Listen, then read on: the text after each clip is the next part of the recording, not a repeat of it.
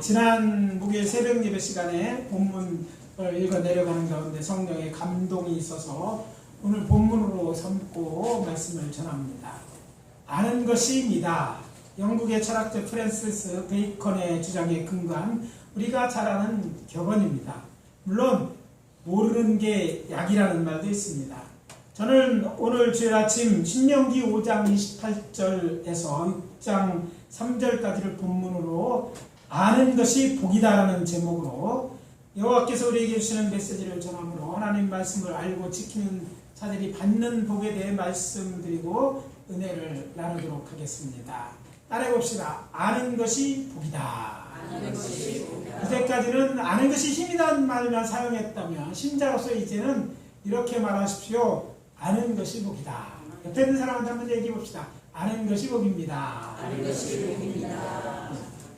왜 복이 되는가? 첫째, 여호와께서 율법을 주신 목적은 지켜 복을 받게 하려 하는 것입니다. 따라해 봅시다. 여호와께서 율법을 주신 목적은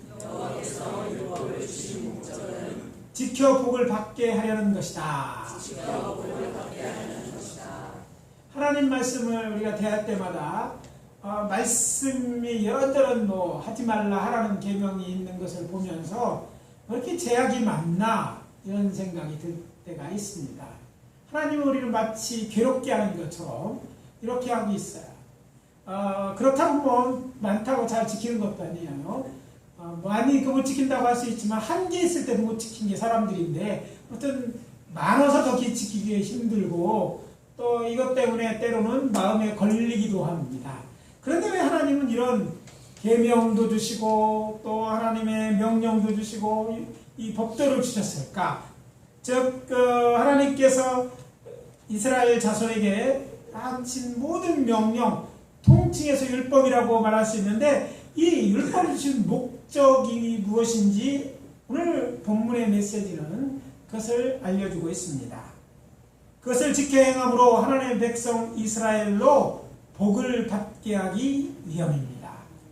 확인 들어갑니다. 우리가 함께 봉독한 신명기 5장 29절입니다. 다만 그들이 항상 이 같은 마음을 품어 나를 경외하며 내 모든 명령을 지켜 그들과 그 자손이 영원히 복받기를 원하노라. 그들이 항상 이 같은 마음을 품어 여기서 말하는 그들이 누굽니까? 이스라엘 자손들을 가리키는 말입니다. 오늘날로 말하면 하나님을 믿는 자들을 가르치는 말이죠.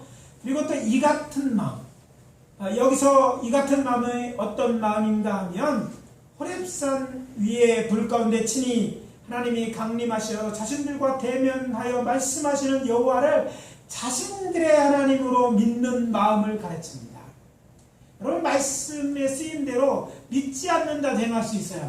그러나 믿지 않는 자들에게 하나님의 그 모든 약속이 그들에게 유효하지 않을 수도 있어요. 왜냐하면 이런 전제 조건이 다르기 때문에 이 말씀은 바로 그들 이스라엘 하나님 믿는 자들에게 주신 것이고 또 그런 하나님을 좀 믿는 마음을 가진 자들에게 주신 거 그들에게서 결국 복을 주시기로 하신 것이니까 그 전제 조건이 맞지 않으면 그것이 임하지 않을 수도 있어요. 물론 어떤 것들은 그걸 지키는 것만 그에게 그렇지 않은 것보다 복이 되겠죠. 그렇지만 이것이 그렇지 않을 때도 하나님은 왜 안 줘도 따지지 못할 것은 이런 전제 조건이 있었다는 것이죠.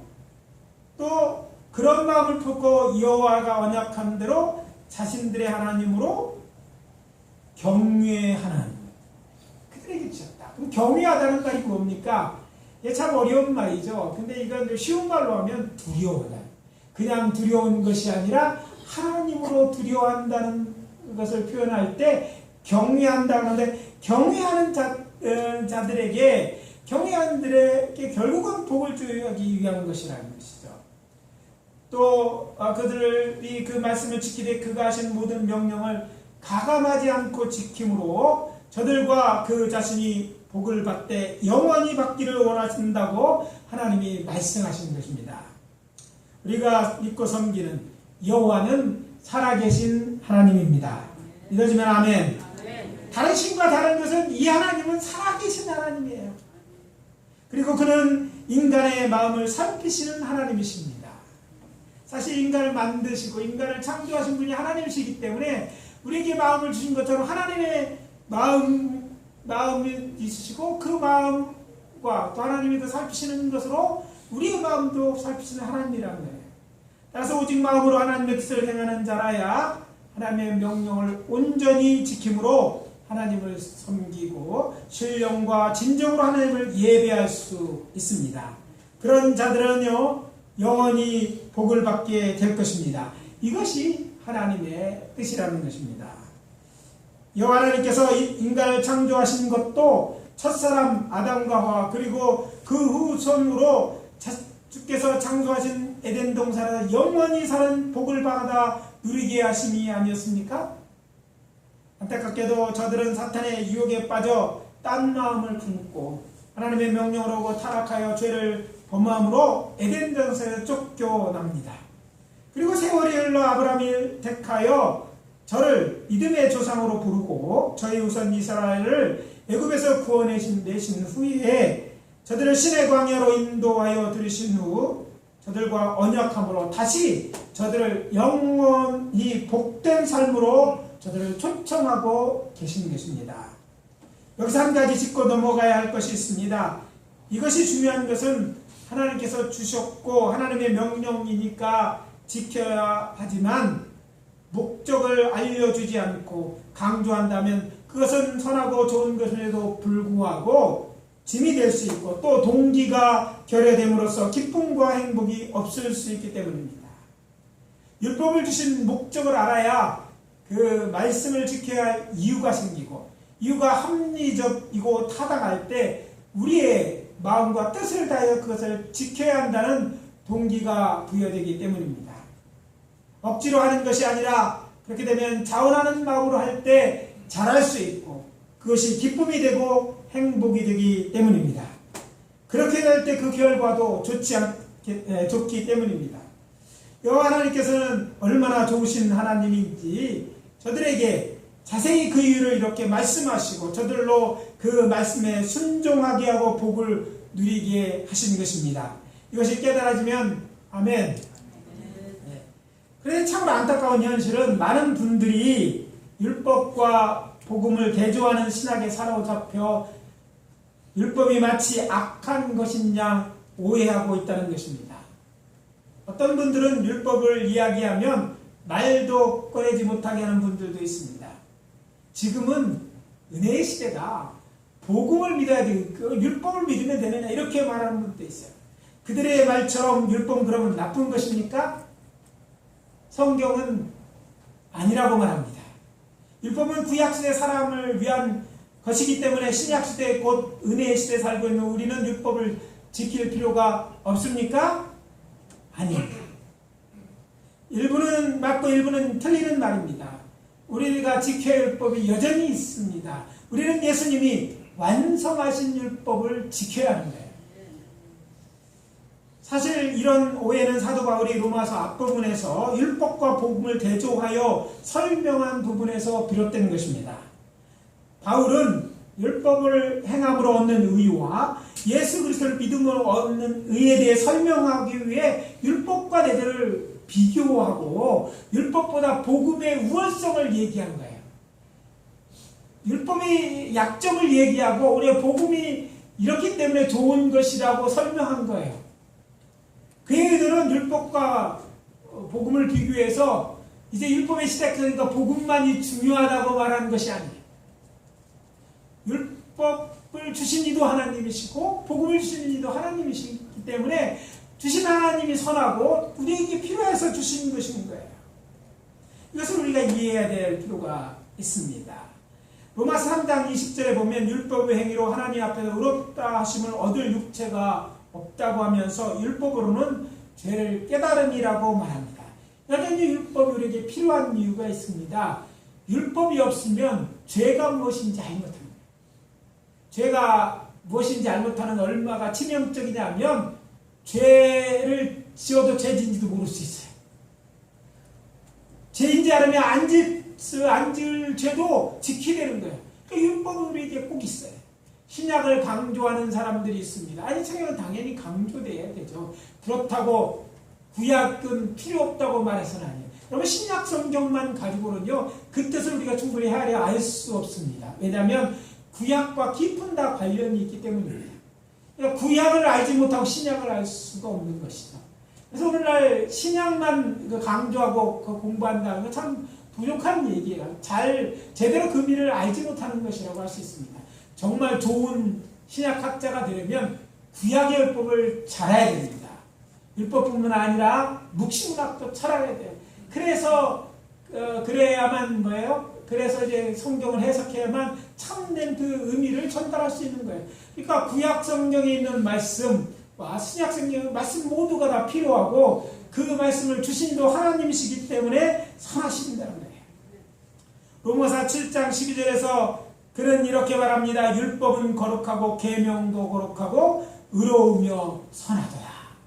율법과 복음을 대조한 바울이 로마서 7장 12절에서 율법도 거룩하고 계명도 거룩하고 또 의롭고 둘 다 선하다 이렇게 선언하는 거예요. 그러니까 바울은 결코 율법과 복음이 필요하고 율법은 필요 없다고 말하는 게 아니고 뭐가 열등하다고 말하는 것이 아니라는 사실을 우리가 알아야 돼요. 이게 무슨 얘기입니까? 결론적으로 말하면 율법과 복음을 그런 의미에서 대조하는 것은 성서적이 아니고 그것을 대조했던 바울의 생각과도 다른 것이라는 거예요. 율법은 여호와께 주신 것으로 거룩하고 의로우며 선한 것입니다. 따라해봅시다. 율법은 여호와께서 주신 것으로 거룩하고 의로우며 선한 것이다. 되어있네요. 거기까지 긴데 다 말씀하셨네요. 더욱 분명한 사실은 예수님은 율법을 온전히 지켜 의로운 자로 인정되셨고 친히 세상 죄를 지고 십자가에 달려 죽으심으로 율법의 요구를 충족시킴으로 믿음으로 의롭게 되고 구원을 얻는 길을 만드셨다는 거예요. 예수님이 지키셨어요. 이게 되게 중요해요. 예수님이 지키셨어요. 그래서 의로운 자라고 인정되셨고 또 예수님은 그걸 지키심으로 의로운 자가 되어서 죄 있는 우리의 죄를 짊어지시고 대신 그 의를 우리에게 주심으로 우리를 믿음으로 오래게 하셨다는 사실이 복음의 핵심인 거예요. 크신 사랑으로 하나님의 율법을 온전케 하신 것입니다. 마태복음 5장 17절 말씀입니다. 내가 율법이나 선지자를 폐하러 온 줄로 생각하지 말라. 폐하러 온 것이 아니라 완전하게 하려 함이라. 뭐하려? 완전하게 하려 한다. 신학은요 사람들의 생각이지만 예수님은 하나님으로 그분의 말씀이 곧 진리입니다. 따라서 신학은 여호와 하나님과 성자 하나님의 말씀에 기초하여야 하고 그것이 어떤 신학과 다르다면 고쳐야 할 것은 신학이지 하나님 말씀이 아니에요. 그러니까 신학이 아무리 유명한 사람의 신학이라고 할지라도 우리는 그것이 하나님 말씀에 근거하지 않아서는 받아들여서 안 되는 거예요. 우리 목사님이 얘기하셨다고 해서 따라서도 안 되는 거예요. 오늘날 혼돈의 때에 살고 있습니다. 이단 생각 하는 때야. 그래서 이런저런 말이 많아요. 근데 그때 중요한 기준이 있어요. 뭐냐면 누가 무슨 말을 하든지 그게 하나님 말씀에 기초한 것을 믿고 따라야 되지만 그것이 아니라면 그것은 그의 신학이에요. 그것이 내가 잘하는 사람이하고 뭐 유명한 학자라 할지라도 그것은 다른 것이고 바꿔야 될 것이에요.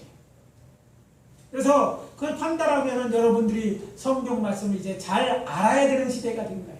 이전까지 그냥 믿으면 되는 게 아니라 그냥 믿기만 잘하면 되는 게 아니라 하나님 말씀을 잘 알고 판단해서 받아들일 건 받아들이고 아닐 건 거절할 수 있어야 돼요. 섣불리 알다가 공부하러 가다가 신천지단에 빠지더라고요. 성경 공짜, 그것도 우리가 공짜 엄청 좋아하죠. 빨리빨리 잘하는 것도 이제 공짜를 좋아하는데 공짜로 그래서 많은 사람들이 거저가 준다고 해서 그의 말에 귀에 속하는 말로 속이는 그런 말씀을 듣고 성경을 잘 모르니까 비유 해석이라고 이런 것에 듣고 얼마나 사람들이 넘어져서 지금도 그 이단에 빠져 있습니까? 잘 알아야 돼요. 제가 이제 말씀을 전할 때 이런 말을 종종 듣습니다. 목사님 설교는 어려워요. 이렇게 얘기해요. 어려운 줄 알고 합니다. 기분 나쁘게 듣지 마세요. 교회에 오래된 사람들은요, 쉽게 하면 다 주무셔요. 다 아는 얘기니까. 근데 모르는 사람들은 쉬운지 어려운지도 몰라. 중요한 거는 신앙생활 오래 한 사람들이 말씀을 잘 알고 깨달아야 돼요. 여러분, 그리고 시간이 지나고 말씀 공부하면 그렇게 알아들일 수준에까지 올라가는, 그렇다고 높은 수준의 말씀을 하는 건 아니잖아요. 그럼 때로는 대학원 수업 같다는 말도 듣지만, 그렇지만 여러분 수업을 그렇게 깊이 이해하면 그 말씀해 주시는 은혜가 얼마나 큰지 몰라. 그 은혜의 처지라고 얘기하는 거예요. 그렇게 말씀을 잘 알고 밝히 알아야만 이단의 이런 것들을 공격해도 막아낼 수 있고, 정말 말씀이 여러분에게 얼마나 큰 행복과 기쁨을 주는지, 평안을 주는지 알 수가 없어요. 이것을 누리며 살라고 그러는 거예요. 높은 수준의 이야기를 그래서 말씀을 드리는 거예요. 어렵도 힘들어도 알려고 들어. 모르면 물으세요. 묻고 알면 되는 거예요. 모르는 거는요, 부끄러운 일이 아니에요.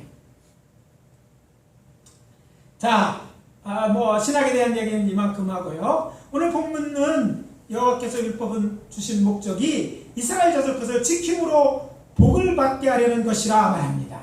이걸 꼭 잊지 마시기 바랍니다. 왜 하나님 말씀을 공부해야 되는가? 결국 하나님께서 우리로 복받는 인생이 되라고 그렇게 하시는 거예요.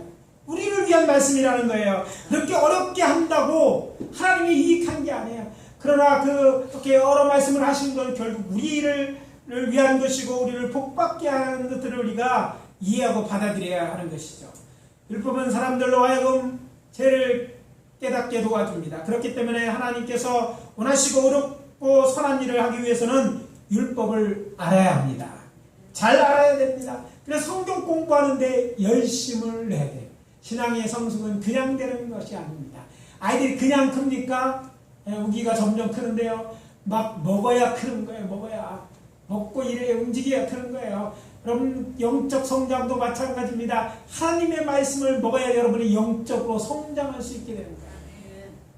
영적으로 어린아이 때 하는 일이 있지만 어린 때 일이 다른 거, 수준이 다른 것처럼, 질이 다른 것처럼 우리가 어린아이 신앙 때 누리는 기쁨과 평안과 그 믿음이 큰 사람이 있으면 전혀 다르거든요. 그 높은 단계로 올라오라고 여러분들에게 말씀을 강조하고 그런 기회를 주는 거예요. 잘 아는 것, 그것만으로 충분하지 않습니다. 왜 충분하지 않는가? 지키지 않으면 소용이 없어. 참 안타까운 것은요, 어떤 사람은 아는 것으로 끝나. 그러니까 그 자신에게 정말 참된 유익은 없어요. 지식은 있지만 그것이 그의 삶에 유익되지 않아요. 그의 영혼에 유익이 되고 양분이 되지 않는 거예요. 여러분, 하나님의 말씀을 잘 아십시오. 아멘입니까? 그냥 하는 게 공부해서 하십시오. 아셨습니까? 지키십시오. 그래야지 뭐가 돼요? 복이 되는 거예요.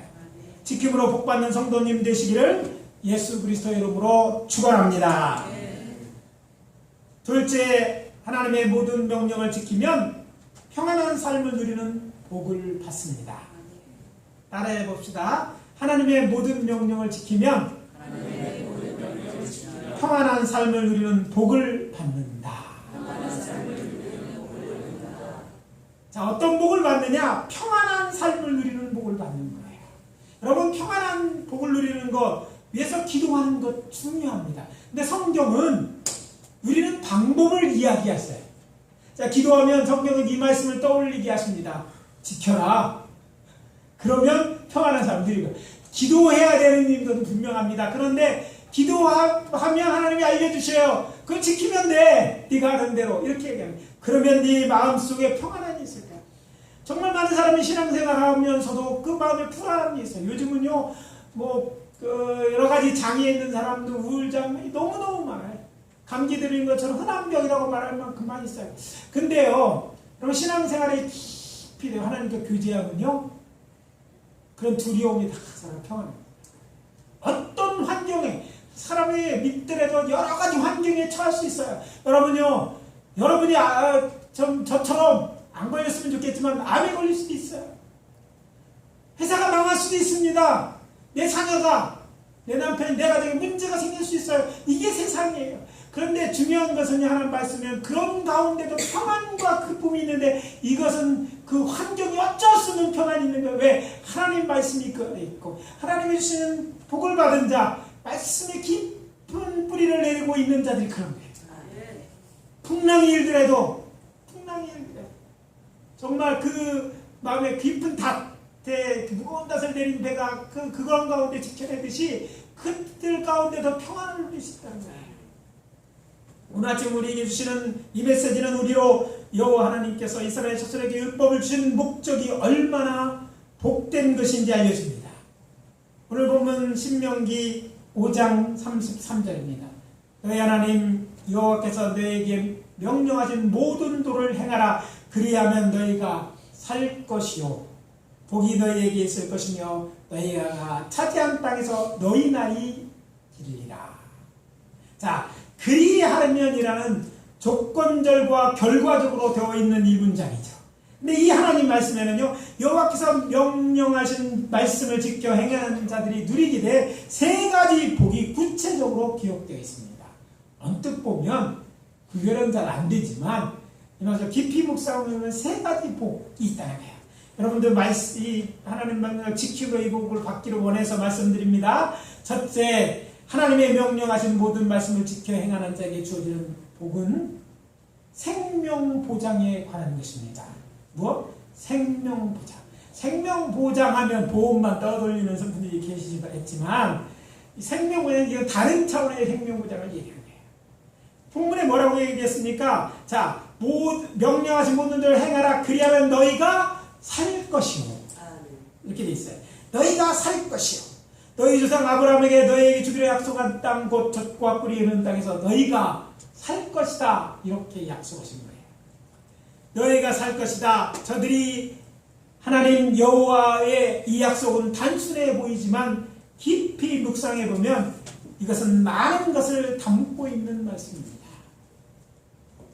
생각해 보십시오. 이스라엘 자손이 지중해변가에 위치한 가나안 땅에서 살아가기 위해서는 여러 가지 조건이 충족되어야만 가능한 일입니다. 여러분, 이스라엘에 가보면 정말 우리나라 삼천리 반도 금수강이 복된 땅이라는 걸 알게 돼요. 사시사철, 태풍도 오고 여러 어려움도 있지만 거기 가보면 국립공원이 우리 보문산 이렇게 다 국립공원이에요. 거기 가보면. 그러니까 우리는 온 나라가 국립공원인데 우리가 살고 있는 것처럼 생각하면 돼요. 사계절이 있어요. 거기는 사계절이 뭔지 몰라요. 물론 계절로 우리 입장에서 구별할 수 있지만 너무 짧게 지나가. 그런 것이에요.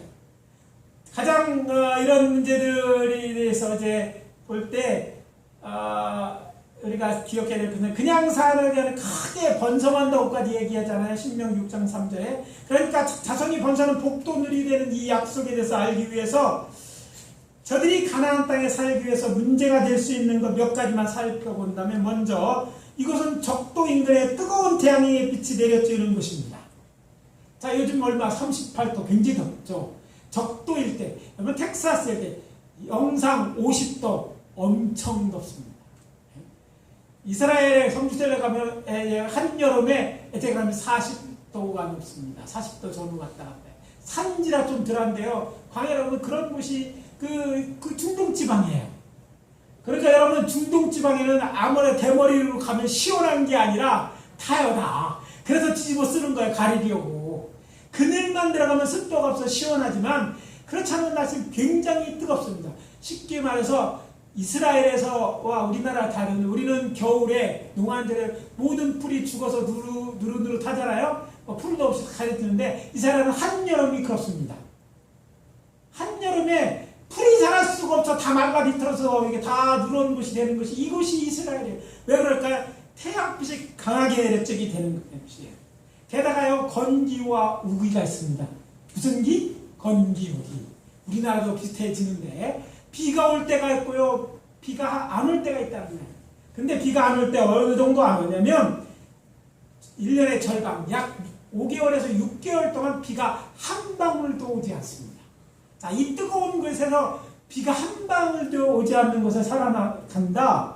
이거 하나님의 은혜 없이 살 수가 없는 곳이라는 거예요. 그리고 이스라엘 땅은요, 길쭉해요. 저는 옆으로 누워놔서 이런 지도고 놀라는 사람들이 있어요. 옆으로 돌려놓은 지도를 만들어요. 사실 남북으로 길쭉하지만 좁은 땅이에요. 큰 땅이 아닙니다. 그런데 이 크지 않은 땅 대부분이 산지입니다. 그리고 산지 중에서 어떤 산이냐면 메마른 땅 곧 광야입니다. 광야는 이렇게 생각하면 오늘 우리에서 광야가 된다면 풀과 여기 있는 나무가 이게 다 없다고 생각하면 돼. 다 말라서 그냥 풀이 없이 그냥 이렇게 마른 땅만 있는 이곳이 바로 광야인데 이스라엘의 땅의 대부분이 이런 광야인 거예요. 엄청 살기 힘든 곳이죠. 여러분 여기서는 강이 있습니다. 자, 여러분이 아는 강 건너갈까 무슨 강? 요단강. 자, 갈릴리호서부터 이런 계곡을 따서 사이로 흘러가는 강인데 이 강이 강이라고 말할 수 있는 유일한 강입니다. 근데 이 강이요 농사에는 하나도 도움, 요즘 말로 1도 도움이 안 되는 강이에요. 왜 그러는 줄 아세요? 이 강이 갈릴리호서부터 사해까지 들어가는데 갈릴리호서부터 내려가기 시작하면서 이 강은 이 지중해보다 낮은 곳을 흐릅니다. 저지를 흐르는 거예요. 근데 농사를 지면 저 밑에서 흐르니까 옛날에는 농사 짓는데 하나도 1도 도움이 안 되는 강이에요. 이 강은. 게다가 우기 때나 비가 흐르고 건기 때는 흐르지 않습니다. 요즘도 가면요 여기 있는 우리 갑천시내는 물이 엄청 많은 거야. 지나가면 사람들이 관광버스 타면 이해당강입니다 보세요 하면 실망이 애게게 우리 동네 천만도 못해네 이러죠. 그런 곳이에요. 근데 그게 또 그 강이라고 할 수 있는 단 한 개 강이에요. 호수가 2개 있습니다. 무슨 호수? 석천 호수가 아니라 무슨 호수? 갈릴리 호수하고 사해 호수인데 갈릴리 호수는 민물이 있지만 사해 호수는 염해입니다. 소금 바다예요. 그러니까 먹을 수 있는 물은 오직 갈릴리 호수. 그리고 호수가 큰 거라고 2개 있는데 그중 하나는 못 먹는 물이라는 거죠. 때문에 그런 곳에 이스라엘이 살아간다는 것은요 때를 따라 적당한 비를 내려주셔야만 농사를 짓고 양을 키우며 살아갈 수 있는 거예요. 게다가 가나안 땅은 지정학적으로 동쪽으로는 고대로부터 오늘날까지 큰 나라며 큰 문명인 메소포타미아 문명과 서쪽으로 이집트 문명 사이에 위치해 있어요. 중간에 교량적인 위치에. 그리고 해변가로 서로 이어지는 길목에 있어요. 무슨 얘기냐면 이 나라 중에 어떤 나라가 힘이 크면 저쪽 강한 나라를 공격하러 늘 지나가는 길목에 있다는 거예요. 가면서 작은 나라 그냥 점령 쓸고 가. 올 때 쓸고 갈 만한 그런 지정학적 위치에 있는 거예요. 물론 산지라 시간이 없을 때는 그냥 해변길로 지나가지만 조금만 여행을 군사를 조금만 보내서도 이렇게 위협을 당할 수 있는 그런 곳에서 산다. 하나님으로부터 전쟁으로부터 안전이 보장되어만 살 수 있는 곳이라는 것입니다. 그럼에도 불구하고 여호와 하나님께서 저들이 너희가 살 것이라고 말씀하셨다는 것은 복이 아닐 수 없는 것입니다. 가나안은 그런 땅이지만 너희가 나의 명령을 지키면 내가 그 땅에 복을 줘 그 땅으로 아름다운 땅이 되게 할 것이다. 신명기 8장 7절에 8장 10절에서 말씀처럼 너희가 먹어서 배부르고 내 하나님 여호와께서 옥토를 내게 주셨으므로 말미암아 그를 찬송하게 될 것이라고 자신있게 말씀하신 거예요. 자, 그러니까요 이 복은요 생명을 보존해서 우리 살게 하겠다는 놀라운 복이 약속된 말씀이라는 거예요.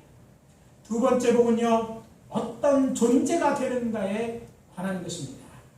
복이 너희에게 있을 것이라는 여호와의 말씀은 저들의 조상 아브라함에게 줬던 그런 복을 저들에게도 주어 복이 되게 해주시겠다는 약속입니다. 이스라엘 조상이 누굽니까? 아브라함이잖아요. 여호와께서 아브라함에게 주신 복이 무엇입니까? 창세기 12장 7절입니다. 내가 너로 큰 민족을 주어 내게 복을 주어 내 이름을 창대하게 하리니 너는 복이 될지니라. 복이 될지니라. 여기서 개역개정 성경에는 원에 가깝게 나는 복이 될지라 옛날 복의 근원이 될 그런 걸 바꿔서 복이 될지라고 번역했어요. 원문에 그렇게 되어 있어요.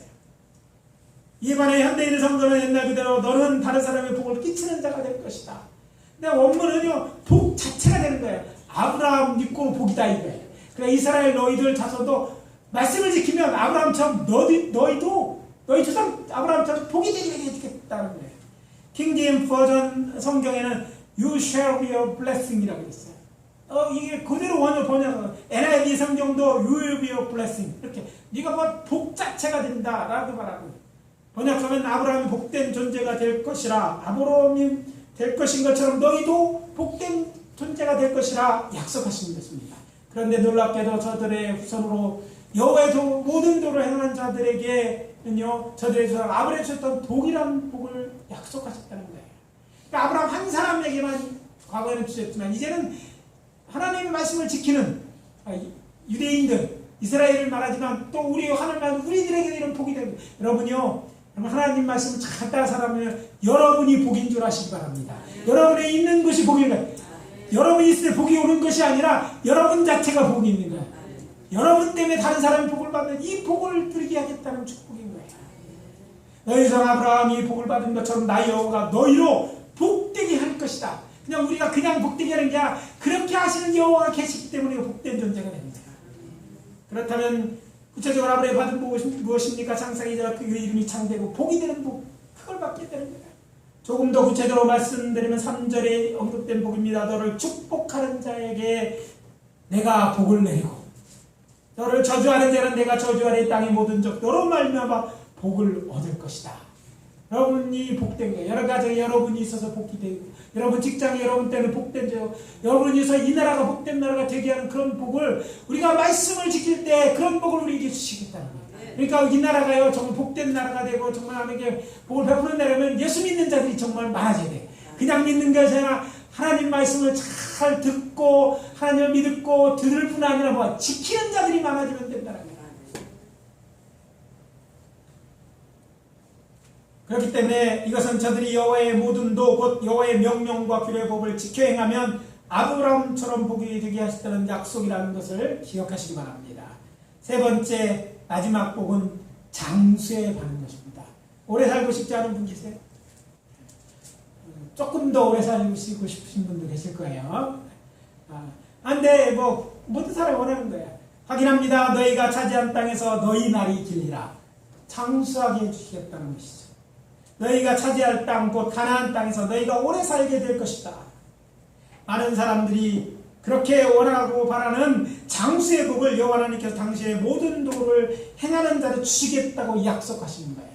여러분, 장수는요 늘 그러잖아요. 기도함으로만 되는 것이 아니다. 여러분, 오래 살기로 그러면 어떻게 돼요? 기도도 해야 되지만 하나님이 이미 장수의 비결을 주셨어요. 뭐예요? 부모를 공경하는 거예요. 또 하나가 더 있습니다. 오늘 여기까지 알았으면 이제 어버이 주를 이제 뭐죠? 지난 거예요. 자, 우리는 한 단계 더 나가 뭐도 알아야 돼. 이 오늘 말씀도 알아야 돼. 신명기 하나님의 말씀 모든 것을 잘 지켜 행하면 장수하게 해주겠다. 그런 약속을 여러분의 것으로 받으시기 바랍니다. 그래서 누가 어디에 행할지 정해진 명령과 규례와 법도 있는 것입니다. 곧 이스라엘 자손들이 요단강을 건너가 찾아야 될 땅에서 행할 하나님의 명령은 이것입니다. 신명기 6장 1절과 2절에 이런 곳 너희 하나님 여호와께서 너희에게 가르치라고 명하신 명령과 규례의 법도라. 너희가 건너가서 차지할 땅에서 행할 것이니 곧 너와 내 아들과 내 손자들이 평생에 내 하나님 여호와를 경외하며 내가 너에게 명한 모든 규례와 명령을 지키게 하기 위한 것이며 또 내 나를 장구하게 하기 위한 것이라. 그래서 두 번이나 말씀하신 거예요.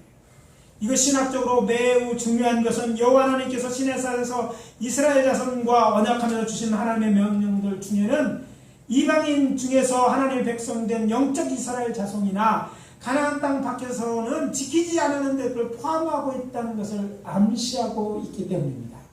그건 좀 사이드적인 얘기인데, 여러분, 율법 법도 중에는요 그 나라 사람들이 그곳에서 지켜야 될 거고 그것이 아닌 데서는 지키지 않아도 될 것이 있어요. 요즘은요 이런 이제 신학계 오늘날 한국교회 유월절을 지키자는 얘기가 있어요. 근데 우리는 유월절을 지키고 초막절을 지키는다고 한다고 왜 말씀이니까 지켜야 되는데 이런 컨텍스트 이런 말씀을 잘 이해하지 못했기 때문에 그 말씀 주신 것은요 그들에게 주신 거예요. 그들은 유월절이죠. 우리는 유월절과 같은 절기를 지키는 거예요. 유월절이 무슨 날인가 생각 거기에 맞는 게 지키는 거예요. 유월절 해방이에요. 우리에게는 우리 해방절이 있잖아요. 이스라엘 해방한 날이 유월절이잖아요. 그날이 우리 따른 8.15 광복절이 있습니다. 그들에게 맥주절이 있습니다. 그렇잖아요? 수장절이 있습니다. 근데 우리에게는 추수감사절이 있어요.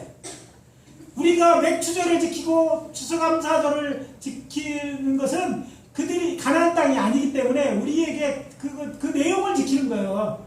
똑같이 그것을 지키는 것이 아니라는 걸 우리가 이해하고 성경을 읽고 해석해야 되는 거예요. 왜냐하면 요즘은요, 이것 갖고 대화되는 사람이 좀 많아요. 우리는 열절 지킨다. 이단들은요, 특별히 그거 하나 딱 내셔서 성경에 지키라고 했는데 왜 안 지키냐. 이렇게 얘기해요. 그러면 성경에 지키라고 우리 목사님이 안 지키네. 그러면 당신 목사가 잘못됐다고 얘기하는데 찍소리 못하면 안 돼요. 아니라고만 할 수 있어야 돼요. 거기 주신 것은 이스라엘 자손에게 가나안 땅에서 지키라고 해요. 이스라엘 자손에도 그 가나안 땅에 살지 않으면 지키지 않아야 될 법들이 있었던 거예요. 특별히 이스라엘이 나라를 잃고 바벨론 포로로 갈 때 저들은요 성전 제사를 지키지 않았어요. 지키라고 명했지 왜 지키지 않았을까? 성전이 없기 때문에. 그들은 그곳에 있을 때 유월절을 찾아서 지켰지만 그 땅이 아니기 때문에 그대로 온전히 지키지 못했어요.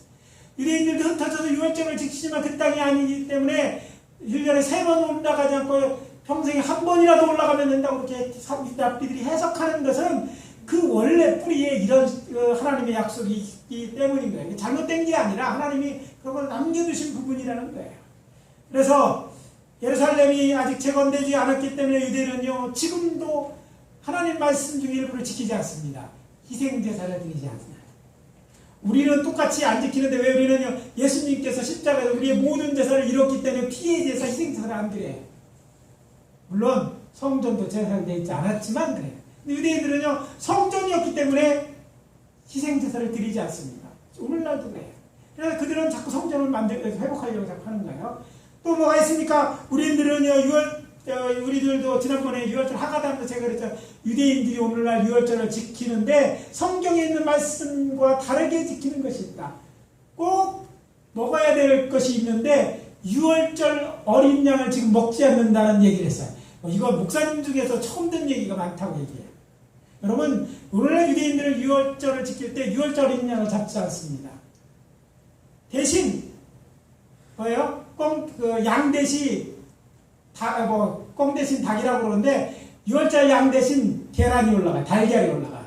성전이 무너졌다는 걸 기억하기 위해 또 해볼 걸 기대하는 그런 달걀이 올라가요. 근데 왜 안 지킬까? 성전이 없으니까 유월절 어린 양을 저들이 희생양, 드려진 어린 양을 구할 수 없기 때문에 유월절 어린 양을 먹지 않는 거예요. 만들 수가 없으니까 유월절을 지키되 유월절 어린 양 없이 유월절을 지키는 거예요. 이런 차이들을 이해하며 앞으로 해야 돼요. 그래서 마치 안고 있는 찐빵처럼 보이지만 그렇게 유월절을 드리는 것이 성경의 해석에 대한 문제를 참고로 말씀드립니다. 아무튼 이런 말씀을 기억하시되 3가지 복, 이것에 대해서 우리가 기억해야 되죠. 말씀을 지키는 자들에게 주신 3가지 복, 뭐라고 얘기했습니까? 생명 보장에 관한 것, 그리고 또 어떤 존재인가, 그리고 장수에 관한 복들을 우리에게 주신다고 약속하셨기 때문에 그 복을 누리시는 자들이 되십시오. 마지막 3번째로 하나님의 명령을 온전히 지키면 영생을 얻는 복을 받습니다. 따라해봅시다. 하나님의 모든 명령을 온전히 지키면 영생 얻는 복을 받는다. 오늘 아침 우리에게 주신 마지막 메시지, 우리로 여호와 하나님께서 이스라엘 자손에게 보는 목적이 얼마나 우리에게 복된 것인지 알려줍니다. 신명기서 5장 29절입니다. 영존하시는 하나님 여호와께서 말씀하십니다. 다만 그들이 항상 이 마음을 품어 나를 경외하면 내 모든 명령을 지켜서 그들과 그 자손이 영원히 복받기를 원한다. 오늘 너희들이 받고 영원히 계속해서 복을 받는다는 의미로 해석할 수 있지만 이 말은요 다른 말도 됩니다. 영원한 복을 받기를 원한다는 말씀으로 이해할 수 있다는 거예요. 여호와께서 이스라엘 자손이 자신의 모든 명령을 지켜 행하면 그들과 그의 자손이 영원히 복을 받기 원한다는 말씀이잖아요. 그렇다면 여호와 하나님께서 항시 택한 이스라엘로 받기로 하는 영원한 복이 무엇일까요? 저는 영생이라고 믿습니다. 요한복음 3장 16절에 잘 드러나 있는 거죠. 세상 모든 사람들을 사랑하시는 하나님께서 저들에게 주시기 원하는 영원한 복이 뭡니까? 영생입니다. 왜냐하면 인간은 타락으로 모든 인간은요 언젠가 죽어야만 하는 존재가 되었습니다. 그렇기 때문에 타락한 인간에게 있어 영원한 복은요 구원받아 다시 사는 것입니다. 사실 영생하도록 창조하신 인간의 타락은요, 선악을 알게 하는 나무 열매 따먹지 말라는 하나님의 명령을 어긴 결과예요. 하나님의 명령을 어겨 죄인이 되고 타락되고 그 복을 누리지 못하게 된 거예요. 근데 반대로, 다른 편대로 하나님의 명령을 지키는 자에게는 이제 하나님이 해주시는 영원한 복, 그 복을 다시 받게 하는 거예요. 여호와께서 준비하신 낙원에서 서들 이 자신과 더불어 영원히 행복하게 사는 것이 아니겠습니까? 여호와께서 타락한 아담과 하에게 가죽옷을 지어 입으신 이유가 무엇일까요?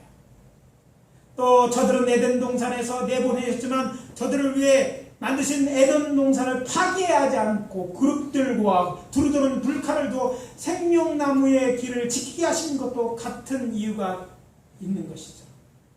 물론 구약성경, 특히 토라에서 영생에 관한 말씀은 잘 나타나 보이지 않습니다.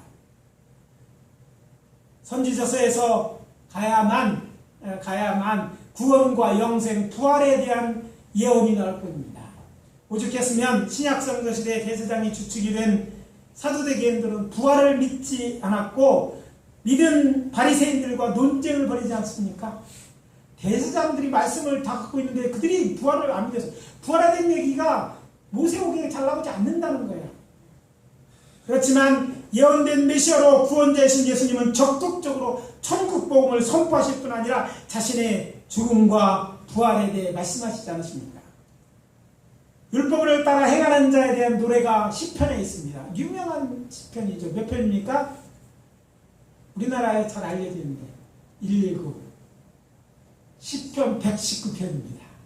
근데 이 시편 119편은요, 율법을 따라 행하는 자에 대한 노래이죠. 근데 여호와 율법을 행하는 자들을 복에 대해서 아주 길게 얘기하는 거예요. 여러분, 이 굉장히 길죠. 몇 절입니까? 176절이에요. 그래서 성경에서 가장 긴 장이라고 설명되는 시편 119편이죠. 119편인데 여기서 저자가 반복해서 여호와 하나님께 요구하는 것은 죄인 자심을 따라 주의 구원이 임하게 해달라고 하면서 살려달라는 것이에요. 계속 살려달라고 얘기해요. 하나님 말씀을 내가 지키니까 따라 행하니까 나를 살려달라는 얘기를 계속하고 있어요. 이게 그들의 감입니다. 그리고 마지막에 가서 그것도 한 구절, 마지막에 한 구절 부족한 175절의 말씀입니다. 거기 가서 이렇게 기도합니다. 내 영혼을 살게 하소서. 내 영혼을 살게 하소서. 다 죽을 수밖에 없는 그런 누구나 다 하는, 그런데 영혼을 살게 해달라고 기도하죠. 그러시면 저를 찬송하리라. 주의 규례들이 나를 돕게 하시고, 하나님 말씀을 지켰으니까 이것들이 의가 되어서 나를 도와주셔서 죽지 않고 살게 해달라는 그런 내용을 담고 있다는 거예요. 어디 그뿐입니까? 앞에서 말씀드린 것처럼 바울도 율법과 복음에 대해 설명하면서 말하지 않습니까? 하나님의 율법을 듣는 자가 의인이 아니요 오직 율법을 행하는 자라야 의롭다 하심을 얻으리니. 이런 말씀의 비단에서 저는 본문에서 말하는 영원한 복을 영생으로 믿고 건면합니다. 하나님의 모든 명령을 지켜 행하십시오. 영생을 얻게 될 것입니다. 믿음, 진짜 믿음은 어떤 믿음이라고요? 오늘 여러분 주보에도 나와 있는 건 어떤 믿음? 행함 있는 믿음이에요. 믿는다면 행하는 거예요. 어떤 걸 행합니까? 하나님 말씀대로 행하는 게 믿음인 거예요. 우리가 믿음으로 구원을 얻는데 그 믿음이 진짜인가 가짜인가를 구별하는 것이 하나님 말씀을 행하느냐 아니냐는 것이죠. 떨어져 생각할 수 없으니까. 그래서 믿음으로 구원을 얻는 것처럼 하나님 말씀을 지키면 영생을 얻는 것이라는 것이죠. 바울의 말처럼 우리는 예수를 구주로 믿음으로 얻게 있겠지만 하나님의 선한 명령인 율법을 지켜 행하는 자들이 되심으로 하나님부터 영원히 복을 받는 인생들이 되시기를 예수 그리스도의 이름으로 축원합니다. 오늘 말씀 마무리합니다. 여호와께서 율법을 주신 목숨은 지켜 복을 받게 하려는 것입니다. 율법을 지켜 행하면 세상에서 평안한 삶을 누리는 복과 영생 얻는 복을 받습니다. 하나님의 모든 명령을 지켜 행함으로 복 받으시기를 예수 그리스도의 이름으로 축복합니다. 축복합니다. 기도하겠습니다. 아버지 하나님, 주의 은혜와 사랑을 감사합니다. 오늘 말씀을 통해서 우리가 말씀을 지켜야 되는 이유, 그것이 복받기 위한 것임을 알게 하시고 우리로 권면하시니 감사하고 이제 말씀을 아는 것으로 만족하지 않고 지키는 자, 그래서 복을 누리는 자들 되게 하여 주시옵소서. 아는 것이 복이 될 줄 믿습니다. 예수 그리스도의 이름으로 기도합니다. 아멘. 이제 다 같이 일어서서